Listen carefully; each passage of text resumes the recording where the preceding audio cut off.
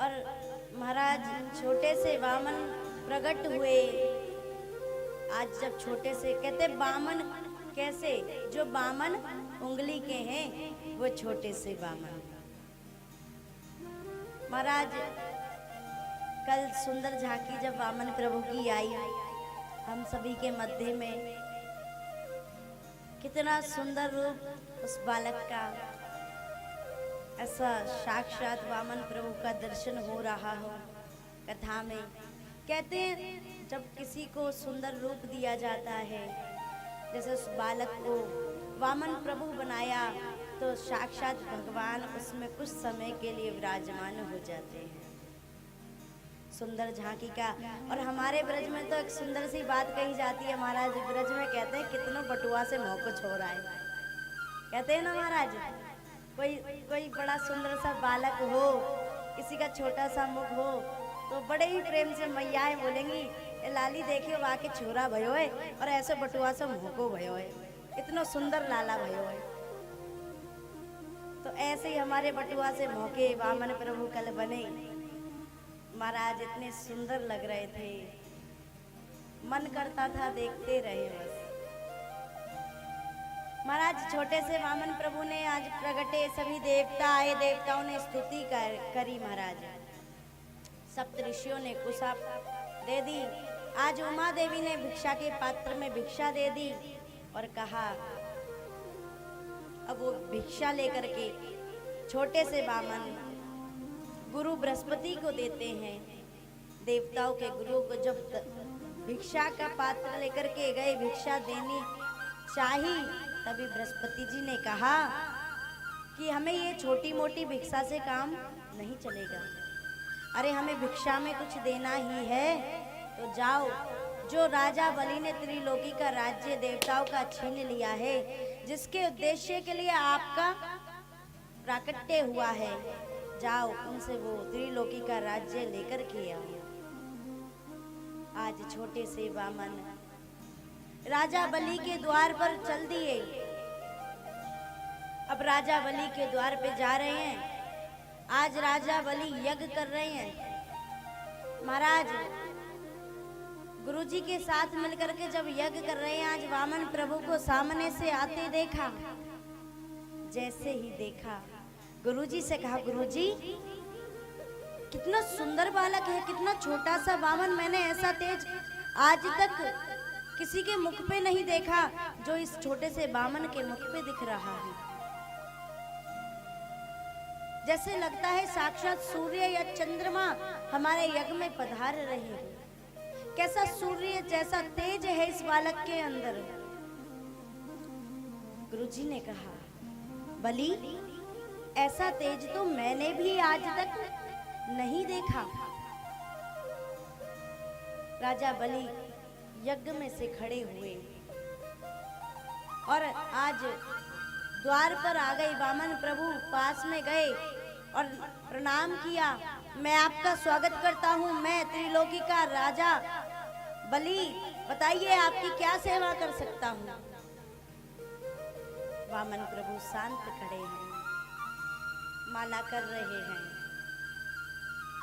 अब राजा बलि बोलता है कुछ तो बोलिए महाराज, आप हमारे द्वार पर आए हैं, मेरा आज आपको देख करके मैंने ऐसा तेज किसी के चेहरे पे नहीं देखा। आज आपको देख करके दिल करता है सब कुछ आपको अपना लुटा दूं। अब वामन प्रभु मन ही मन में सोच रहे हैं आज तेरा लूटने ही तो आए हैं, लेकिन फिर शांत खड़े हैं। राजा बलि बोला बताइए ना आपको क्या दूं, क्या दान में दे दूं। आज आप जो मांगेंगे मैं दूंगा, बताइए ना। गुरु शुक्राचार्य जी ने कहा बलि देखते नहीं, अभी उनकी माला चल रही है, बीच माला में वो बात नहीं करते। अब तो बलि की श्रद्धा और ज्यादा बढ़ गई। अब महाराज वामन प्रभु खड़े हैं। बलि बार बार कहता है आज वामन प्रभु जान गए कि बड़ा मुझसे प्रसन्न हो रहा है, अब ये जानता नहीं कि इसका ही सब कुछ लेने के लिए आया हूँ। अब तो महाराज मन ही मन वामन प्रभु मुस्कुराए, अब तो माला पूरी कर दी और बोले हाँ हाँ बलि अब बताइए तुम क्या कह रहे थे, जरा हम माला में व्यस्त थे। बलि ने कहा, महाराज आज आपको देख करके ऐसा दिल करता है सब कुछ दे दूं। ऐसा तेज आपके मुख पे है, मैंने आज तक नहीं देखा। कितना सुंदर आपका रूप है। वामन प्रभु ने कहा, बलि तुम देना चाहते हो पर क्या करें, हमारा नियम है हम कभी किसी से कुछ लेते नहीं। अरे लेकर करेंगे क्या, बरसात आए तो छाता हमारे पास है, प्यास लगे तो कमंडल हमारे पास है, आसन हमारे पास है, कहीं भी आसन बिछाते हैं और भगवान का भजन करते हैं। हमें कुछ लेने की आवश्यकता ही नहीं है। अरे हमें अकेले सन्यासी बाबा को, वामन को क्या चाहिए। अब ऐसा कहा तो बलि कहते, नहीं नहीं महाराज, आपको देख करके मेरा बड़ा देने का मन है। अरे आप मेरे द्वार पे आकर के खाली चले जाएं, ऐसा नहीं हो सकता। अरे कोई क्या कहेगा, त्रिलोकी का राज्य जिसके पास में था, उस राजा बलि के द्वार से एक वामन खाली चला गया। नहीं नहीं, मैं आपको ऐसे नहीं जाने दूंगा। अब तो मैं आपको कुछ ना कुछ जरूर दूंगा। अब वामन प्रभु से राजा बलि जिद करते हैं। तब वामन प्रभु को राजा बलि कहते हैं, अच्छा आप सोचते हैं कि आप अकेले हैं इसलिए क्या करेंगे लेकर के, तो एक काम करता हूं, मैं आपका विवाह करवा देता हूं, फिर तो आपका गृहस्थ हो जाएगा। वामन प्रभु बोले, विवाह करवा दोगे फिर क्या होगा। अरे आपकी पत्नी हो जाएगी, तो पत्नी को जब साथ में रखोगे तो घर भी चाहिए, फिर तो धन भी चाहिए, सब कुछ चाहिए। महाराज एक काम करो, आप विवाह कर लीजिए, सुंदर सी कन्या मैं ढूंढ लेता हूँ, फिर तो आप दान लोगे। वामन प्रभु बोले, फिर क्या होगा, चलो पत्नी हो जाएगी, फिर तो बच्चे भी होंगे। राजा बलि बोले, वो तो होंगे ही, जब विवाह होगा गृहस्थ में पड़ोगे तो बच्चे भी होंगे, बालक भी होंगे, तो फिर उनका पालन पोषण कौन करेगा।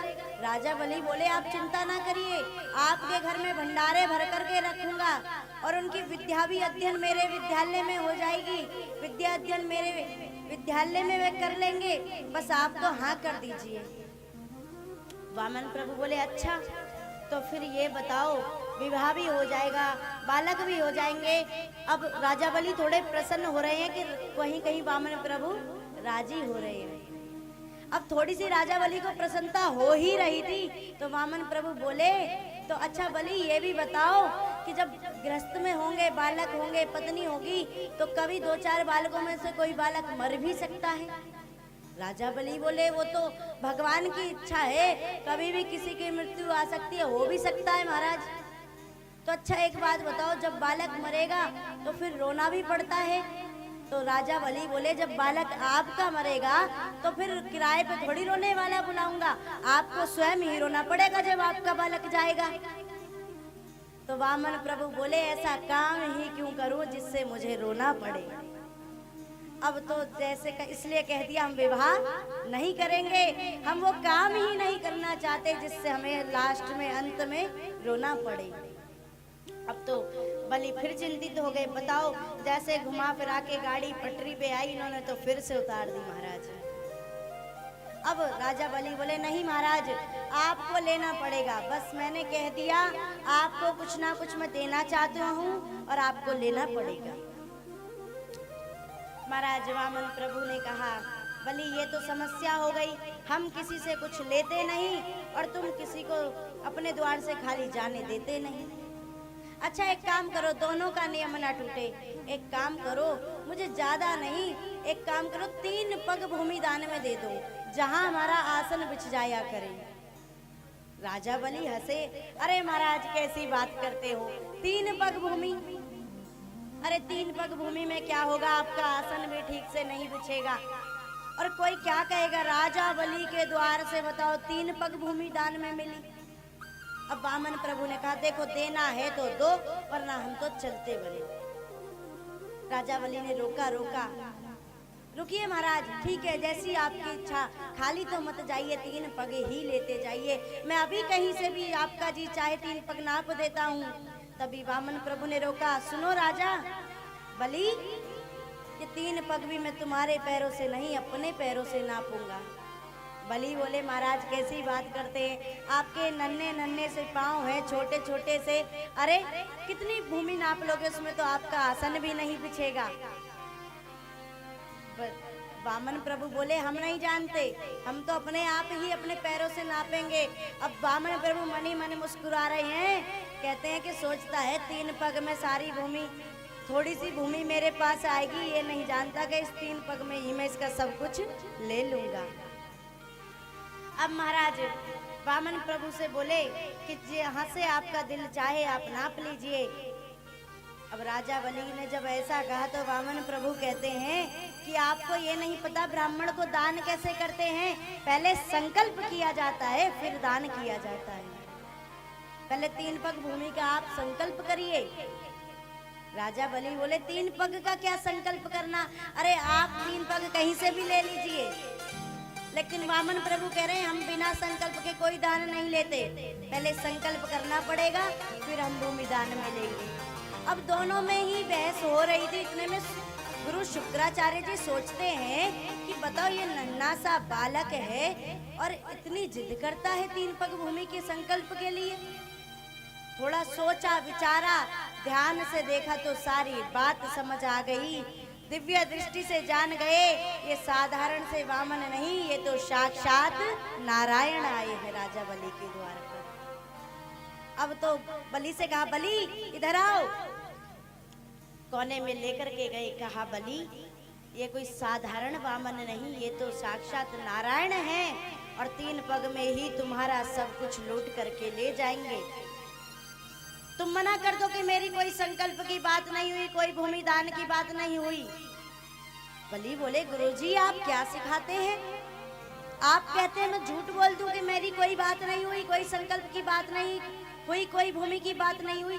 नहीं महाराज अब मैं ऐसा नहीं कर सकता गुरुजी। लेकिन गुरुजी कह रहे हैं बलि कहीं कहीं झूठ बोलने में दोष नहीं लगता। क्यों नहीं लगता? अरे बलि इससे तुम्हारा धन बच जाएगा, झूठ बोल दो। राजा बलि ने कहा देखो गुरुजी मैं झूठ नहीं बोल सकता, यदि ये छोटे से वामन है तो 3 पग से ज्यादा लेंगे नहीं, और ये नारायण है तो फिर आगे चल के लोग कहेंगे देखो राजा बलि के द्वार पर साक्षात परम पिता जगदीश्वर नारायण भी भीख मांगने के लिए आए। आज गुरु ने समझाया, कह रहे हैं झूठ बोल दो। कई कई जगह झूठ बोलने में दोष नहीं लगता। यदि आपके झूठ से किसी का सारा धन बचता हो तो झूठ बोल दो। किसी गौ की हत्या हो रही हो और आपके झूठ बोलने से उसकी जान बचती हो तो झूठ बोल दो। किसी व्यक्ति की जान बचती हो तो झूठ बोल दो। महाराज किसी कन्या का विवाह होता हो और 4 बढ़ाई आपको अपनी तरफ से करनी पड़े झूठी तो कर दो, उसमें आपको कोई दोष नहीं लगेगा। महाराज समझा रहे हैं लेकिन समझ में नहीं आता। अब तो महाराज गुरुजी ने समझाया नहीं समझे। अब राजा बलि ने संकल्प किया। संकल्प का मतलब क्या होता है? पक्का रजिस्ट्रेशन।